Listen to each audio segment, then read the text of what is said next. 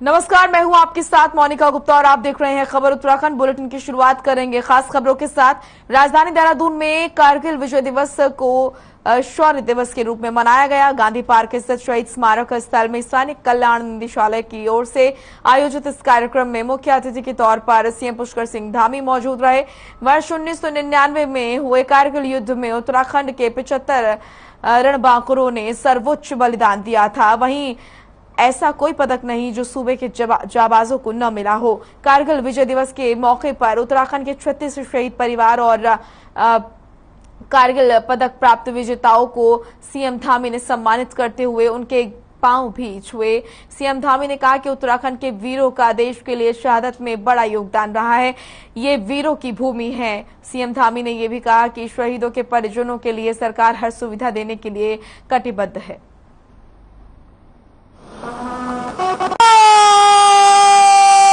मैं कारगिल के सभी शहीदों को नमन करता हूं कि उनके शौर्य और पराक्रम से हमको कारगिल जैसी जो असंभव लगने वाली विजय उसमें उन्होंने हमारे देश की रक्षा के लिए अपने प्राणों का बलिदान किया। हमारी सेना ने अदम्य साहस और वीरता का परिचय दिया और भारत का एक नया इतिहास लिखा, दुनिया का एक नया इतिहास लिखा।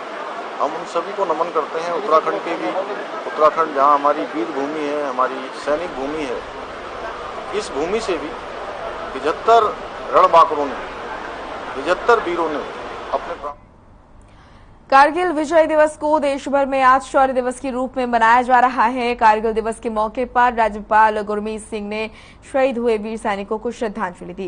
देहरादून के गढ़ी कैंट में बने लाल गेट पर कारगिल युद्ध में शहीद हुए शहीदों को श्रद्धांजलि दी गई। इस दौरान सेना के कई अधिकारी भी मौजूद रहे। राज्यपाल गुरमीत सिंह ने शहीदों को नमन करते हुए कहा कि अगर किसी भी सैनिक को या उसके परिवार को दिक्कत है तो वो मुझे आकर अपनी समस्या बता सकते हैं। उनके लिए राजभवन के दरवाजे हमेशा खुले हैं।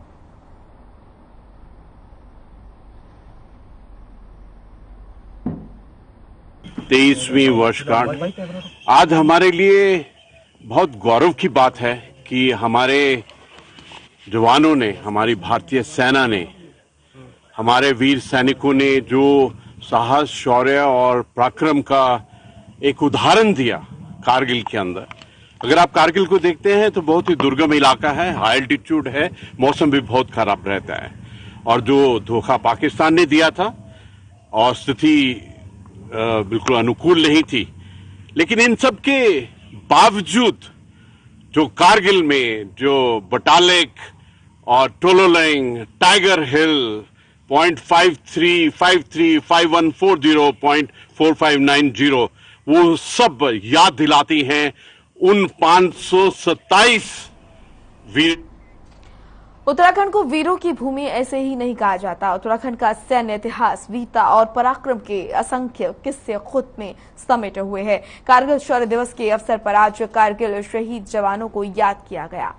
शहीद पार्क में शहीद स्तंभ पर पूर्व सैनिकों, जिले के तमाम अधिकारियों ने पुष्प अर्पित करके शहीदों को श्रद्धांजलि अर्पित की। इस मौके पर पूर्व सैनिकों ने कहा कि कारगिल युद्ध में नैनीताल जिले के 5 वीर जवानों ने अपने प्राणों की आहुति देकर देश का मान बढ़ाया था। तथा दूसरे अन्य विभागों का जो योगदान रहता है, निश्चित तौर पर मनमोहन सिंह अपने शासन के दौरान इन्होंने अपने प्राणों का बलिदान किया। इस मौके पर शहीदों के परिजन भी भावुक हो गए।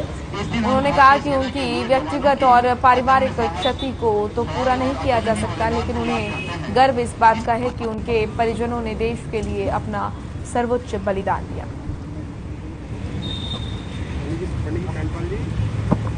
विजय दिवस के रूप में मनाया जाता है। ये हमारे देश के लिए बहुत बड़ी गौरव की बात है। हालांकि हमने जो योगदान दिया, मतलब हमारे पतियों ने जो शहादत दी है, उसको तो कभी भुलाया नहीं जा सकता है और उनकी कमी कोई पूरी कर ही नहीं सकता है, चाहे कोई सरकार हो, चाहे घर वाले हो, कोई भी हो। और खुशी के साथ साथ दुख के आंसू भी आते हैं। कारगिल विजय दिवस एक भारतीय सेना की ऐतिहासिक जीत का एक प्रतीक है।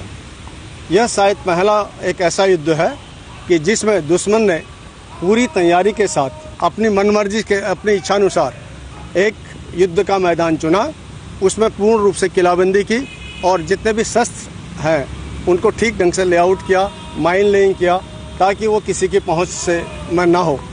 लेकिन भारतीय सेना के इस अदम्य साहस को हम सैल्यूट करते हैं कि उन्होंने ऐसे वीरान पर्वतों में जाकर के, कठिन पहाड़ियों में चढ़ करके और दुश्मन। कारगिल में मिली जीत को लेकर अल्मोड़ा में शौर्य दिवस धूमधाम से मनाया गया। कारगिल विजय दिवस की 23वीं वर्षगांठ पर अल्मोड़ा के कैंट क्षेत्र स्थित शहीद स्मारक पर माल्यार्पण, पुष्पांजलि अर्पित कर शहीदों को श्रद्धांजलि दी गई। साथ ही अल्मोड़ा की सैन्य टुकड़ियों ने शहीदों के सम्मान में सलामी दी। इस दौरान मुख्य अतिथि डीएम वंदना ने कारगिल में शहीद हुई सपूतों के परिजनों, वीरांगनाओं और घायल जाबाजों को सम्मानित किया। अल्मोड़ा के 7 जवानों ने कारगिल युद्ध में अपनी शहादत दी थी।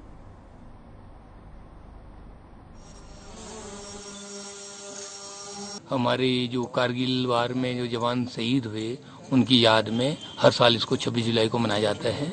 और ये जो हमारे 527 जवान ने शहादत दी उस लड़ाई में, 7 जवान हमारे अल्मोड़ा डिस्ट्रिक्ट के थे। और आज के फंक्शन के लिए उनमें से हमने 2 वीर नारी को भी बुलाया गया, उनको हम यहाँ पे। सोनिया गांधी से ईडी की पूछताछ के विरोध में कांग्रेस नेताओं ने देहरादून में प्रदर्शन किया। इस दौरान कांग्रेस नेताओं ने केंद्र सरकार पर केंद्रीय एजेंसियों के जरिए कांग्रेस नेताओं का उत्पीड़न करने का आरोप लगाया है। कांग्रेस प्रदेश अध्यक्ष करण माहरा के नेतृत्व में देहरादून के घंटाघर स्थित अंबेडकर पार्क में बाबा साहेब को माल्यार्पण करने के बाद कांग्रेस ने अपना सत्याग्रह आंदोलन शुरू किया। इस दौरान पार्टी के विधायक, पूर्व विधायक सहित कई वरिष्ठ नेताओं के साथ बड़ी संख्या में कार्यकर्ता मौजूद रहे। वहीं कांग्रेस प्रदेश अध्यक्ष करण माहरा ने केंद्र सरकार पर निशाना साधते हुए कहा कि जिस मामले में पहले ही क्लीन चिट मिल चुकी है उसको दोबारा से खोला जा रहा है। एक महिला जो 75 साल से ऊपर आयु की है पूरा सहयोग करने को तैयार है, जानबूझकर उसका उत्पीड़न किया जा रहा है। दूसरी तरफ कांग्रेस के पूर्व प्रदेश अध्यक्ष प्रीतम सिंह ने भी केंद्र सरकार को कटघरे में खड़ा करते हुए विपक्षी नेताओं की आवाज को दबाने के लिए ईडी का सहारा लेने का आरोप लगाया।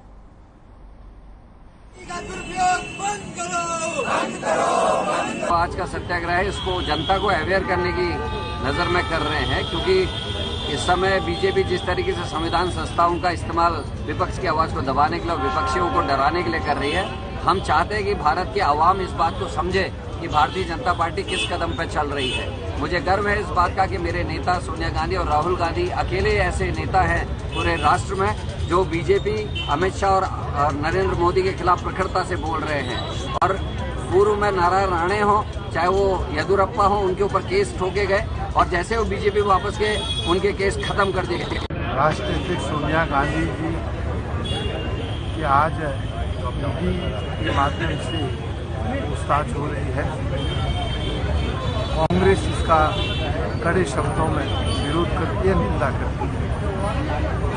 देश के अंदर जिस तरीके से सत्ता में बैठे हुए लोग लोकतंत्र पर प्रहार कर रहे हैं, विपक्ष की आवाज को दबाने का प्रयास कर रहे हैं, उसके विरोध में पूरे देश के अंदर।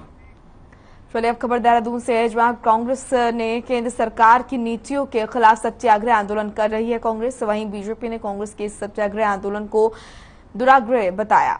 बीजेपी प्रदेश प्रवक्ता विपिन ने कहा कि अगर कांग्रेस ने गबन नहीं किया या भ्रष्टाचार नहीं किया तो सवालों से क्यों बच रहे हैं।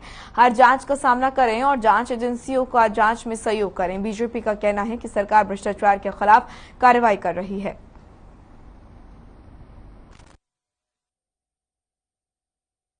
देखिए, भ्रष्टाचार और गबन को लेकर के सवाल तो कांग्रेस के जो कार्यकर्ता हैं वो करते हैं देश भर में बवाल। आज अगर जो आप साफ हो, आपने गबन नहीं किया है, तो आप क्यों बच रहे हो सवालों से? आपको सवालों के जवाब देने चाहिए। देहरादून में एक बार फिर से हर खबर की खबर का असर हुआ है। राजधानी देहरादून में अवैध निर्माण की ग्राउंड रिपोर्टिंग के बाद प्रदेश सरकार एक्शन में आ गई है। उत्तराखंड की राजधानी देहरादून के आपको बता दें कि कैनाल रोड पर करोड़ों की अवैध प्लांटिंग का खेल सामने आया है, जिसमें गुप्ता ब्रदर्स के साथ ही देहरादून के नामी गिरामी प्रॉपर्टी डीलरों के शामिल होने की बात सामने आई है। सबसे हैरान करने वाली बात यह है कि ये वही कैनाल रोड है जहां से सूबे के मुख्यमंत्री शस्त्रधारा हेलीपैड के लिए जाते हैं। साथ ही प्रदेश के तमाम महकमों के आला अधिकारी हर रोज यहां से गुजरते हैं, लेकिन इसके बाद भी किसी की नजर इस पर नहीं पड़ी। राजधानी में सरकारी नाक के नीचे हो रहे इस अवैध निर्माण का पता जब हर खबर की टीम को चला तो हमारी टीम ने तुरंत मौके पर पहुंचकर वहां से ग्राउंड रिपोर्टिंग कर सच्चाई के तह तक पहुंचने की कोशिश की और जैसे जैसे जानकारी जुटानी शुरू कर दी वैसे वैसे अवैध निर्माण के काले खेल की सच्चाई की परत दर परत सामने आने लगी। हमारे चैनल के माध्यम से इस खबर को प्रमुखता से प्रदेश की सरकार और जनता के सामने रखा गया, जिसका असर ये हुआ कि अवैध भवन निर्माण पर उसी दिन बुलडोजर चलने लगा। और इतना ही नहीं, देहरादून की कमान संभालने वाली नई जिलाधिकारी सोनिका ने खबर पर तुरंत कार्रवाई करते हुए 4 अधिकारियों को भी तत्काल प्रभाव से निलंबित कर दिया है। वहीं इस मामले पर कांग्रेस के प्रदेश प्रवक्ता करण माहरा ने उच्च स्तरीय जांच कराए जाने की मांग की है और मामले में लिप्त आरोपियों के खिलाफ जल्द से जल्द कड़ी कार्रवाई करने की मांग की है। ये जो कंप्लेन आई थी उसके क्रम में जब जांच हुई तो पाया गया कि कुछ जो वहाँ पे से मिट्टी का उठान है और वो ज़्यादा हो गया। इसके क्रम में यहाँ से पेनल्टी के भी प्रावधान था जो किया गया। इसके चलते साथ ही साथ जो खनन अधिकारी थे और जो भू वैज्ञानिक थे उनका सस्पेंशन हुआ और एमडीडीए में भी 2 कर्मचारी हैं जिनका सस्पेंशन। देखिए, पहले तो आपको बधाई देता हूँ कि इतने महत्वपूर्ण विषय को आपके चैनल के माध्यम से मेरे को जानकारी मिली और डीएम सोनिका ने उसमें 4 अधिकारी कर्मचारियों को निलंबित सस्पेंड किया है। लेकिन मेरा ये मानना है कि इसको अभी इसमें जांच होनी चाहिए, क्योंकि मेरा सुस्पष्ट ये मानना है इसमें और अधिकारी और कर्मचारी भी सम्मिलित है और इसमें सत्ताधारी दल के कुछ नेता भी सम्मिलित है। बिना उनकी शय के ये काम नहीं हो सकता था। ये जांच जब तक नेताओं तक नहीं पहुंचेगी और जब तक इसमें और अधिकारियों की संलिप्तता को उजागर नहीं किया जाएगा तब तक ये जांच अधूरी मानता हूँ।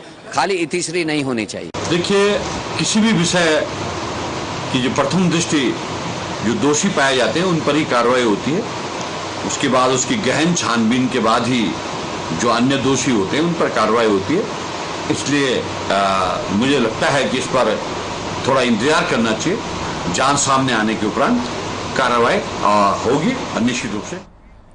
उत्तराखंड की कैबिनेट मंत्री रेखा आर्य हरिद्वार से कांवड़ लेकर वीरभद्र महादेव मंदिर पहुंची। उन्होंने वीरभद्र महादेव का विधिवत पूजा अर्चना करने के बाद जलाभिषेक किया और मंदिर के पुजारी ने मंत्री के हाथों से रुद्राभिषेक भी करवाया। हरिद्वार से ऋषिकेश तक कैबिनेट मंत्री का जगह जगह महिलाओं ने फूल बरसाकर स्वागत किया। इस दौरान कैबिनेट मंत्री ने बेटी बचाओ बेटी पढ़ाओ नारे के अंतर्गत 2025 तक उत्तराखंड में बाल लिंगानुपात को बराबर करने के लक्ष्य का शुभारंभ किया। वीरभद्र महादेव मंदिर में जलाभिषेक करने के बाद महिला और सशक्तिकरण बाल विकास विभाग की मंत्री रेखा आर्य ने कहा कि राज्य में बेटों के मुकाबले बेटियों का अनुपात काफी कम है, जिसको लेकर बराबर करने की अपील को लेकर उन्होंने हरिद्वार की हर की पौड़ी से ऋषिकेश के वीरभद्र महादेव मंदिर तक पैदल कांवड़ यात्रा की।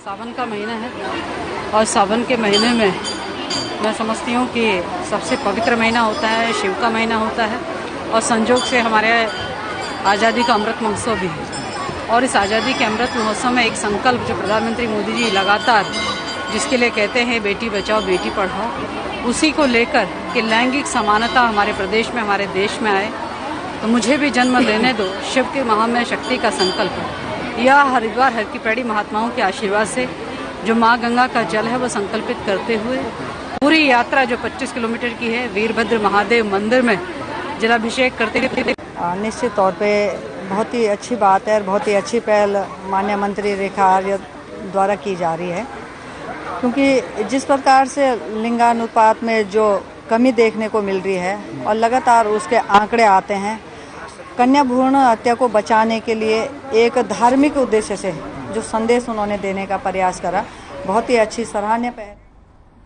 हरिद्वार में लगातार डाक कावड़ का सैलाब उमड़ने से ग्रीन कॉरिडोर से लेकर हाईवे की दूसरी लेन तक डाक कावड़ वाहनों से पूरी तरह से पैक रही।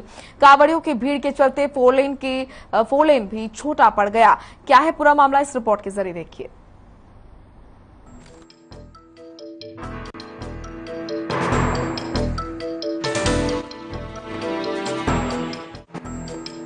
हरिद्वार में कई घंटे तक डाक कावड़ के वाहन 1 किलोमीटर की दूरी भी तय नहीं कर सके, जिसको लेकर पुलिस फोर्स के भी दिन भर हाथ पांव फूलते रहे। देहरादून ऋषिकेश पहुंचने में कई घंटे जाम से होकर गुजरना पड़ा, तो उधर हिल बाईपास मार्ग से आवाजाही होने के चलते मनसा देवी पैदल मार्ग के पास जाम की स्थिति दिन भर बनी रही। बड़ी संख्या में डाक कावड़ वाहन कुंभ नगरी में दस्तक दे रहे हैं और हर की पैड़ी से लेकर नीलकंठ दर्शन के लिए रवाना हो रहे हैं। 3 करोड़ 5 लाख के हमारे श्रद्धालु आए थे और आज करीब 60 लाख लोगों का और आगमन हुआ है। कल 77 लाख आए थे, तो अब संख्या घटना शुरू हो गई है। जिस तेजी से है उसी तेजी संख्या भी अब घट रही है। आज आप देख सकते हैं कि यहाँ बैरागी कैंप में काफी लोग अब खाली करके जा रहे हैं, जो लंबी दूरी के लोग हैं। दूसरी लेन पर भी कांवड़ वाहन की पूरी तरह से कब्जा बना हुआ था।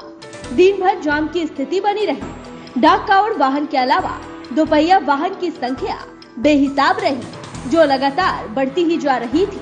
तो वहीं आमजन ने तो हाईवे का रुख ही नहीं किया। डाक कावड़ वाहन से ठसाठस भरे हाईवे पर व्यवस्था संभालने के बजाय पुलिसकर्मी एक स्थान पर खड़े होकर ड्यूटी करते रहे, क्योंकि पूरी तरह से पटरी से उतर चुकी व्यवस्था को संभालना उनके बूते की बात भी नहीं थी। आपको बता दें कि पुलिस अफसरों ने दावा किया था कि 4 लेन होने पर कांवड़ यात्रा बेहद ही आसानी से संपन्न करा ली जाएगी, पर एकदम उलट हो गया। इस बार 2 साल बाद आप देख रहे होंगे कांवड़ का यहाँ पे कितना ज्यादा अपना रस है। अपने पूरे जोर शोर से इस बार कांवड़ यात्रा चल रही है। पूरे पुलिस प्रशासन, एसडीएम, डीएम सबका बहुत ज्यादा सहयोग रहा है। सुनने में आया डीएम साहब खुद अपना बाइक पे जा जाके सब जगह अपना देख रेख कर रहे हैं। इस बार जो कांवड़ मेला था पुलिस के सामने बहुत बड़ी चुनौती थी, क्योंकि एक तो ये 2 वर्ष के अंतराल के बाद हो रहा था। 2019 के बाद ये पहली बार हो रहा था। इसलिए जैसे कि 4 धाम यात्रा में भी भारी भीड़ देखी गई, इस बार भी बहुत भारी भीड़ की हमें उम्मीद थी। लगभग 4 करोड़ की हम यहाँ पर उम्मीद कर रहे थे। इसके साथ साथ हरिद्वार के जो आसपास का क्षेत्र है वो मिश्रित आबादी का क्षेत्र है, और जो देश में इस समय एक जो सांप्रदायिक स्थिति चल रही है या जिस प्रकार की सोशल मीडिया में कमेंट्स हो रहे हैं, उसको लेकर भी एक हमारी चिंता थी कि जो कांवड़ मेला है वो सुरक्षित रूप से संपन्न हो। डाक कांवड़ के भारी तादाद में पहुंचने के साथ अब गंगा जल लेने बाइकर्स का सैलाब धर्मनगरी में उमड़ पड़ा। मंगलवार को शिवरात्रि के दिन जलाभिषेक करने के लिए शहर में डाक कांवड़ की धूम दिखाई दी। जगह जगह गली मोहल्ले में बाइकर्स तेज रफ्तार में अपनी वाहन दौड़ाते रहे। देखा जा रहा है कि कांवड़ मेले का स्वरूप 10 सालों में बेहद बदल गया है। इन 10 सालों में जहां कांवड़ मेले में भीड़ तो बढ़ी ही है, साथ ही मेले का आकार भी बढ़ गया है। 2012 तक कांवड़ मेला उत्तरी हरिद्वार तक फैला था, जो आज पूरे हरिद्वार क्षेत्र में फैल गया है। हर खबर के लिए हरिद्वार से सरफराज अली की रिपोर्ट। हल्द्वानी शहर को जल्द ही सीवरेज की समस्या से निजात मिलने वाली है। नगर निगम द्वारा 4 लाख से ज्यादा की आबादी वाले हल्द्वानी शहर के लिए 34 करोड़ की लागत से सीवरेज ट्रीटमेंट प्लांट बनाया जा रहा है, जो कि 28 MLD पानी की क्षमता वाला प्लांट है। मेयर जोगेंद्र रौतेला ने बताया कि पूरे शहर के सीवरेज सिस्टम को ट्रीटमेंट करते हुए सीवरेज से खाद बनाई जाएगी और फिल्टर करके पानी को शुद्ध करके छोड़ा जाएगा, जो वाटर लेवल भी बढ़ाएगा।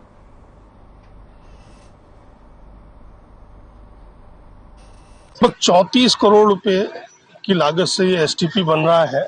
मैं माननीय प्रधानमंत्री नरेंद्र भाई मोदी जी और हमारे माननीय मुख्यमंत्री पुष्कर सिंह धामी जी को भी धन्यवाद देता हूं कि उनके द्वारा यह प्लांट, सीवर ट्रीटमेंट प्लांट नगर निगम को दिया गया और ये 99% पूर्ण हो चुका है और इसकी सेवाएं जल्दी शहर को मिलेगी, जिससे शहर में प्रदूषण कम होगा, सीवर का ट्रीटमेंट होगा और उसके बाद जो पानी परिष्कृत होकर निकलेगा वो कहीं न कहीं वो। उत्तराखंड में बरसात के मौसम में पहाड़ी क्षेत्रों में आपदाओं से हर साल लाखों की जनधन हानि होती है, लेकिन आपदा के जटिल मानकों के कारण लोगों को नुकसान का मुआवजा तक नहीं मिल पाता है। अल्मोड़ा के विधायक मनोज तिवारी ने आपदा के जटिल मानकों के सरलीकरण की मांग की है। उन्होंने कहा है कि आपदा के लिहाज से उत्तराखंड राज्य काफी संवेदनशील है, खासकर राज्य के पहाड़ी जनपदों में बादल फटने और भूस्खलन की घटनाएं आम हैं। आपदा के मानक काफी कठिन होते हैं और उनके कठिन होने के कारण लोगों को तत्काल राहत नहीं मिल पाती है। इसलिए ये जरूरी है कि आपदा के मानकों का सरलीकरण किया जाए, जिससे लोगों को जल्द मुआवजा मिल सके।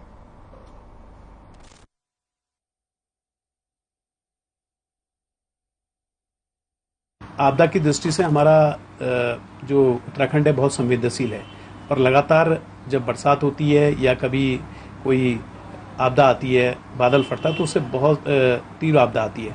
और निश्चित रूप से क्योंकि भौगोलिक परिस्थिति को देखते हुए, वहाँ की सारी चीज़ों को देखते हुए सरकार द्वारा क्योंकि मानकों में स्थिरीकरण करना चाहिए और जो भी हो सके, चाहे तत्काल उनका विस्थापन हो और उनको मुआवजा मिल सके या उनका विस्थापन हो सके, और जो भी उसमें स्थिरता होनी चाहिए और तत्काल कार्रवाई करनी चाहिए, क्योंकि भूस्खलन एक ऐसा है, आपदा एक ऐसा संवेदनशील विषय है जिससे सबसे ज्यादा लोग भयभीत। प्रदेश के स्वास्थ्य विभाग के प्रभारी सचिव आर राजेश कुमार ने प्रेमनगर अस्पताल का औचक निरीक्षण किया। एनएचएम निदेशक के साथ अस्पताल में किए गए इस निरीक्षण में प्रभारी सचिव को कई खामियां नजर आईं। उन्होंने अधिकारियों को जल्द से जल्द खामियों को दुरुस्त करने के निर्देश दिए। प्रभारी सचिव ने बताया कि जल्द दोबारा से निरीक्षण कर दिए गए हैं, निर्देशों की समीक्षा की जाएगी और कमी पाए जाने पर एक्शन भी लिया जाएगा।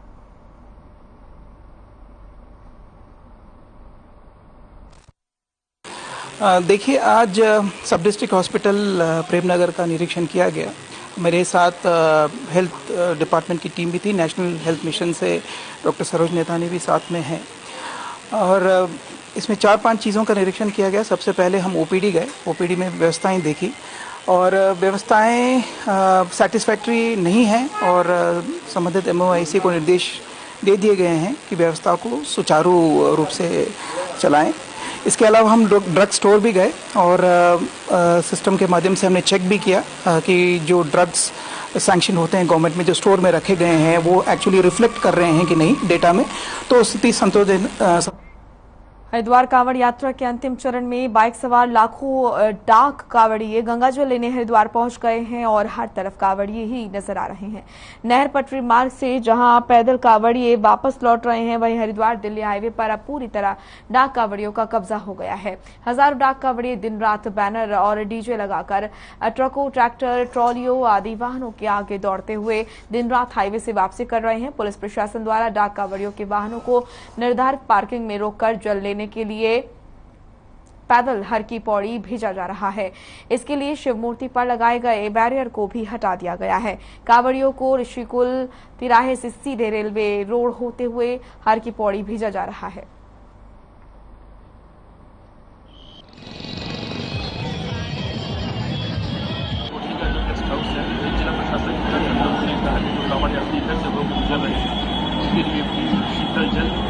खान पान की व्यवस्था हो, उसके लिए हम लोगों ने आज यहाँ कैंप लगाया है और माल्यार्पण करके उनका स्वागत किया गया और उनकी जो भी सेवा हो सकती है। उत्तराखंड क्रांति दल ने उत्तरांचल प्रेस क्लब में अपना 44वां स्थापना दिवस मनाया। स्थापना दिवस के मौके पर पार्टी के वरिष्ठ नेताओं और कार्यकर्ताओं ने बढ़ चढ़कर हिस्सा लिया। इस दौरान पार्टी के केंद्रीय अध्यक्ष काशी सिंह ने कहा कि सत्ता में आने वाली पार्टी उत्तराखंड को लूटने का काम कर रही है। साथ ही कहा कि अगर जनता उत्तराखंड का भला चाहती है तो उत्तराखंड क्रांति दल का साथ दीजिए। कार्यक्रम के अंत में उत्तराखंड राज्य प्राप्ति आंदोलन के शहीदों की याद में 2 मिनट का मौन रखा गया।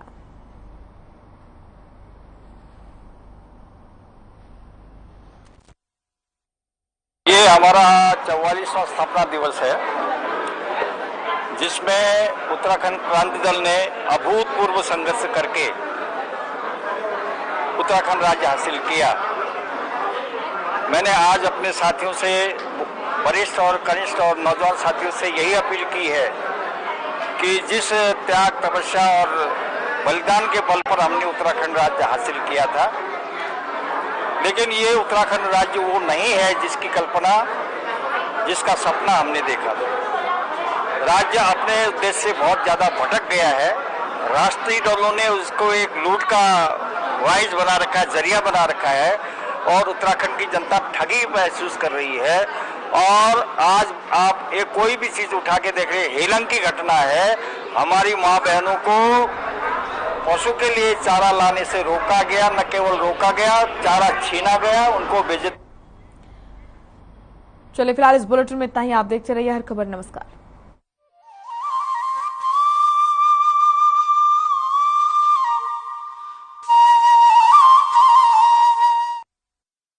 जानना चाहते हैं